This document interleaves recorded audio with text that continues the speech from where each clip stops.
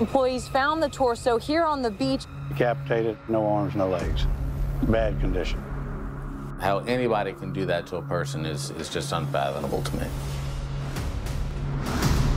This is a case that has rocked this community and even garnered national and international attention. This could happen to her, it could happen to anyone. It was like crazy, Hannibal Lecter type stuff. Every day the crime just becomes more grisly.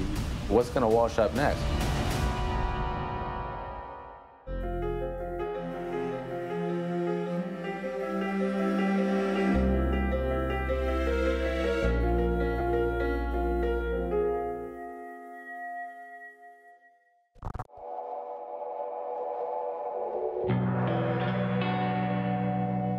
Bay St. Louis, Mississippi is quaint. It's across the Mississippi border from Louisiana and New Orleans. A lot of people that work in New Orleans live in Bay St. Louis. It has some of the New Orleans flair into it. Bay St. Louis is a safe area. Most people know each other.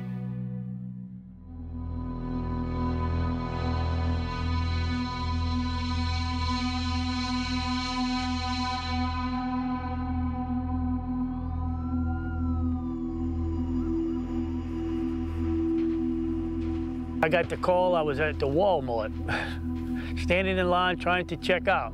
And my assistant commander telephoned me and told me we had a torso.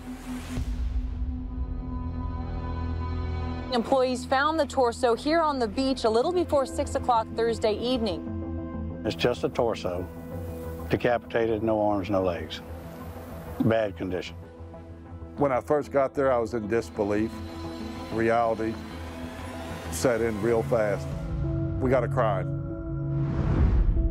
It appeared to be a young female.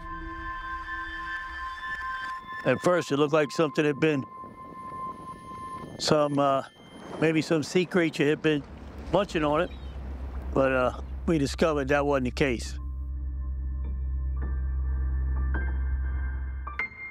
We do know that she was stabbed. She was killed by the stab wound.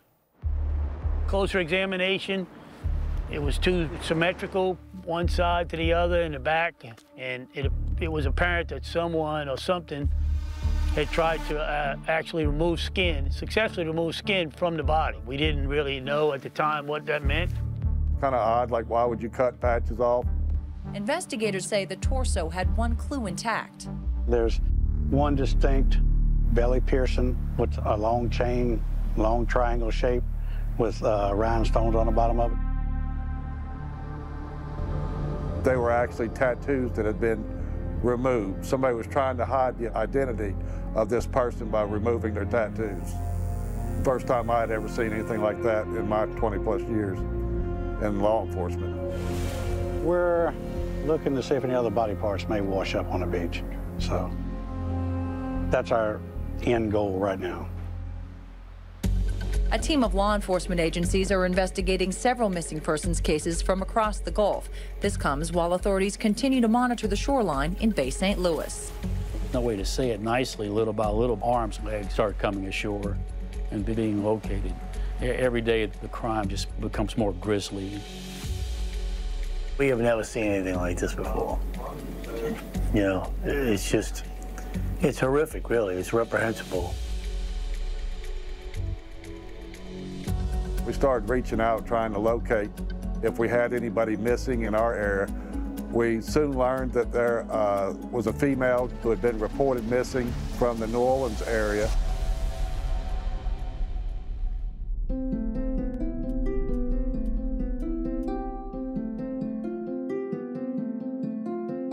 "22-year-old Jaren Lockhart was last seen by her boyfriend leaving a house in the 2400 block of Tulane Avenue Tuesday about 8 p.m. Jaren Lockhart is a dancer that worked in the city of New Orleans, early 20s.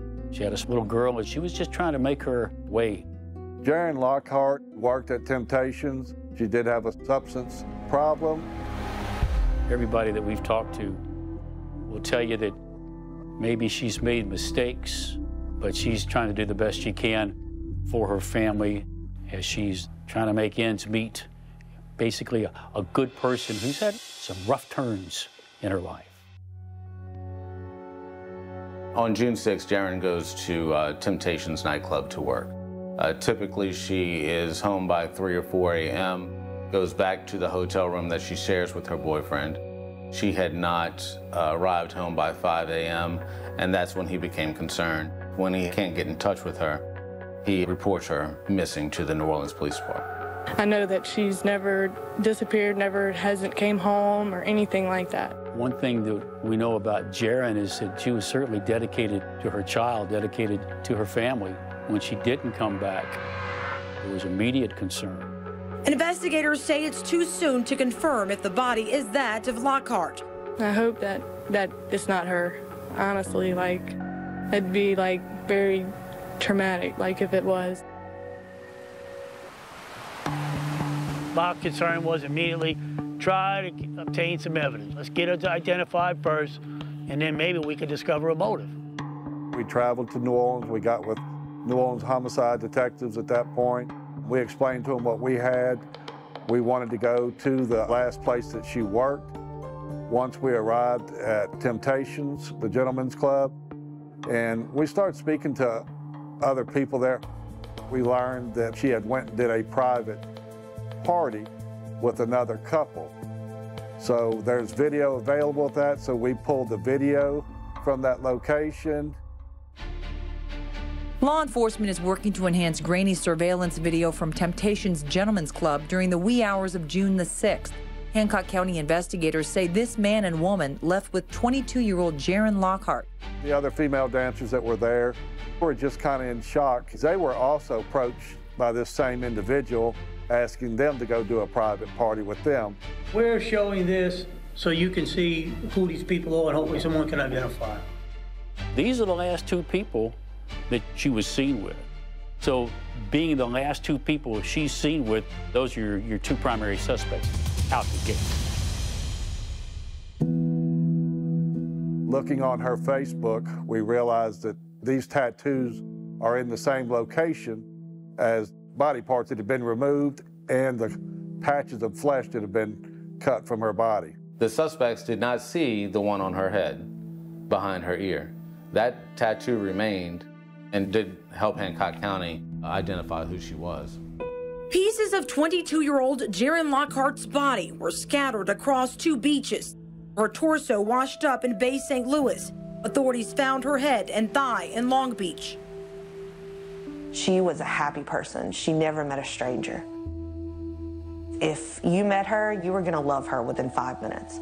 I mean, she had this smile that would just light up a room. A lot of people that spoke to me in the community, your mind runs wild at how Jaren must have been tormented prior to her death and the fear she went through.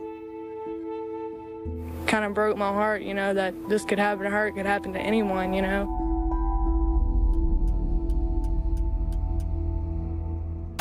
Breaking news right now in the murder of a French Quarter dancer, Jaren Lockhart. Hancock County investigators tell us that the two persons of interest that they were looking for are now in police custody.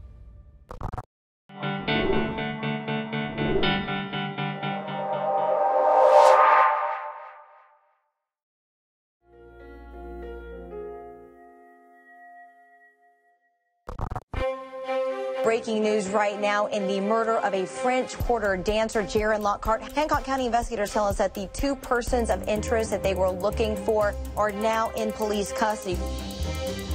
The couple is from Kenner, but they were arrested on charges stemming from warrants that were issued for them in North Carolina. Now, the woman has been identified as Margaret Sanchez, but they have not been able to positively ID this man here because he has worked under a number of different alias names. Margaret was a street performer in New Orleans. She was also an employee several times at some of the strip clubs on Bourbon Street. Margaret Sanchez's brother had called, and he felt like, looking at the video, that that was his sister. And her mother had also called in and stated that the person in that video was her daughter and her husband, Alan Rice.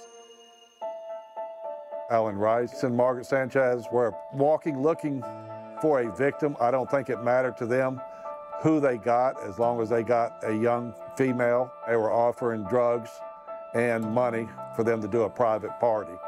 She was promised $700 or $800 to go and be the entertainment at a bachelor party. And she went with them. Leslie Allen Rice was an alias. Allen Rice was actually Terry Speaks. Terry Speaks actually is a sex offender on the run from North Carolina and has come to New Orleans under an alias to try to hide from that or to build another life under a different name. We heard that they were in Washington Parish, and we coordinated with Washington Parish Sheriff's Office, and they were arrested on a traffic stop. During the traffic stop, Terry Speaks ran from the vehicle, ran out to a wooded area, and when the officers approached him, he turned around and pretended like he had a gun and asked them to shoot him. They don't have him at this point on a murder charge, but they can hold Terry Speaks because of his situation as a sex offender. They can hold Margaret Sanchez because she's harboring a sex offender. That is the crime with which she's charged initially that gives them the opportunity to hold her while this investigation unfolds.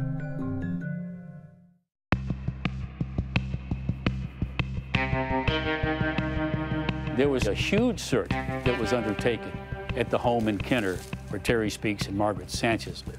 They searched extensively the vehicle that they were driving when they were arrested, looking for any piece of evidence that would connect them to Jaron Lockhart. From where we are standing, the focus of this search has now switched to the back of the property. There's actually a wooded area near the back fence, but just in the last couple of minutes, we have investigators coming here, writing down notes. Cadaver sniffing dogs were also brought in. Neighbors say the couple was quiet, but their behavior odd. One woman said Sanchez was gaunt and often appeared out of it. There was a burn pile in the backyard. It was a circle about the size of a garbage can that was obviously used to burn some items. Was it a campfire? Was it trash? We don't know what was being burned back there, but something was burned. That is the only place where the dogs hit. Not one, but two dogs hit on that fire pit. So we start digging into the fire pit. There was some buttons found in the burn pile that could have been from a pair of jeans. There was a little buckle and a tiny strap that was burned up, but it was that piece of it was still identifiable, which probably would have been part of a female sandal. Miss Lockhart was wearing sandals when she left. Was that Miss Lockhart's sandal? Investigators will continue the search of this home, we're told, for hours, and they say no charges will be filed until this meticulous search of the property is over. There was no DNA evidence found inside the house. Was she killed in the house? Was she killed in a car? Maybe. Normally you would find some sort of, maybe some hairs of the victim, some sort of evidence of this crime should be in this house, unless someone took great care to clean it. Pretty crazy to be happening right here in front of the house like this. A lot of the neighbors were very shocked. Some were not surprised at all. About a month ago, my little girl and her two friends came home and they said, "Mom, this guy's playing with us up." Watching the horrific details unfurl on television has left her sick. I wish I would have called the police now, because that scares me to death. It really hurts my heart that I didn't do nothing about it. I should have done something about it. I really know that now in my heart.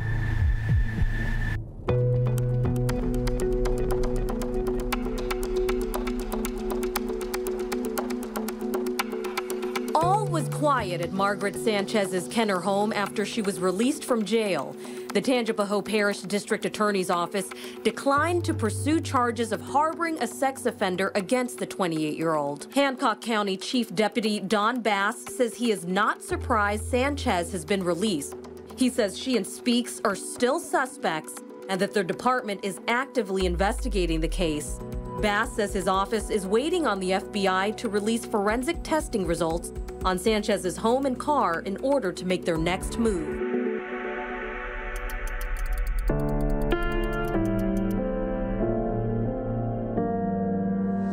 Since the murder of her daughter nearly a year ago, it has been a nightmare for Donna Lockhart, a nightmare that continues. Not a day goes by that you don't think about her. No, not a day.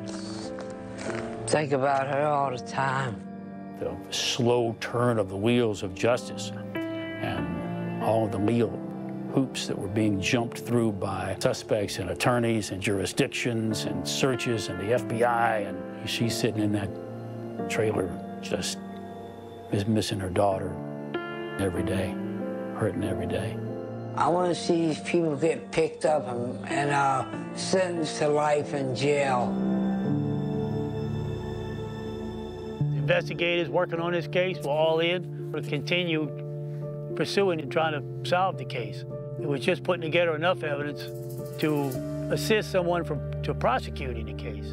To see all these people out here, it means the world to us. Lance Lockhart is Jaren's brother, a devastated sibling who simply wants justice for his sister.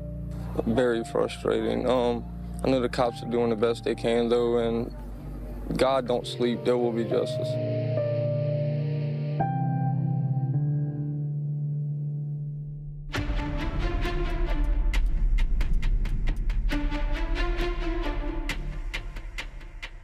Suspects in the investigation: 40-year-old Terry Speaks and 28-year-old Margaret Sanchez.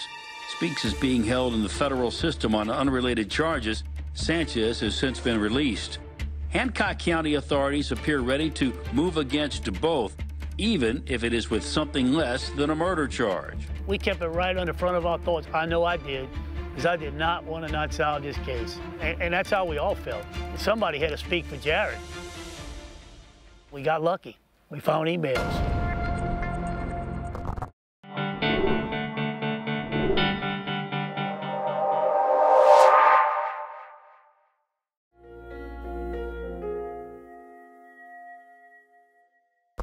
The suspects in the investigation: 40-year-old Terry Speaks and 28-year-old Margaret Sanchez. Hancock County authorities appear ready to move against both, even if it is with something less than a murder charge. We kept it right on the front of our thoughts. I know I did, because I did not want to not solve this case. And we got lucky. We found emails.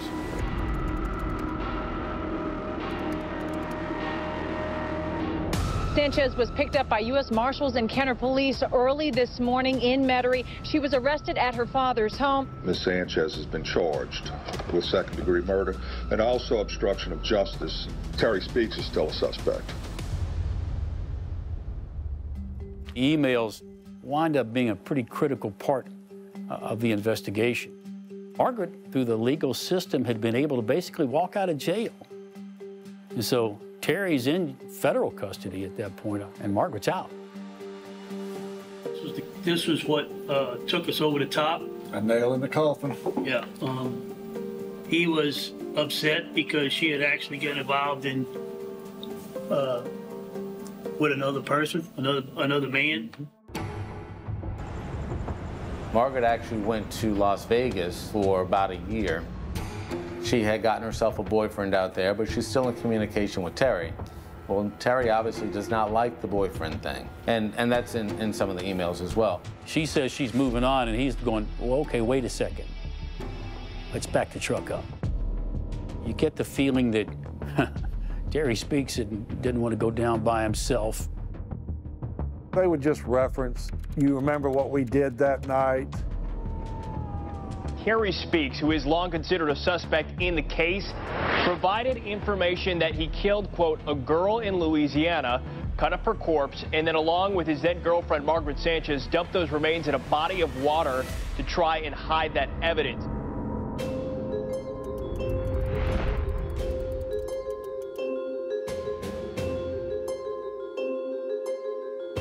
Terry goes to trial and he pleads not guilty right off the bat. Speaks and his former girlfriend are accused in the killing and dismemberment of a woman in 2012.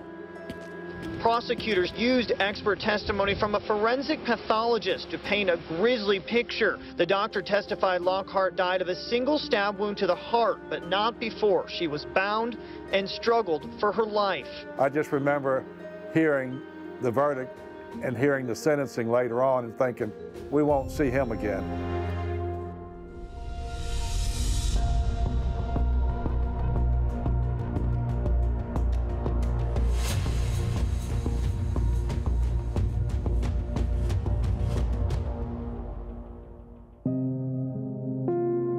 there's an awful lot of speculation as far as why these two people would have found this young woman with every intention of taking her out and killing her. Margaret and Terry were into the occult.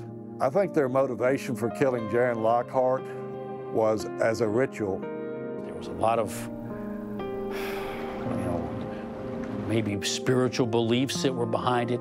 The date and time that the crime took place, something about Venus and the planets and whatever. My goodness. I drive down this road constantly. Every single time I think of Jaron.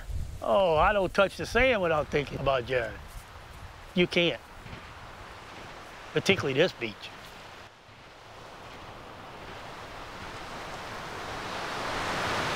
She went down the wrong road in life, and she did some bad things. But she was a good person, and she trusted everybody.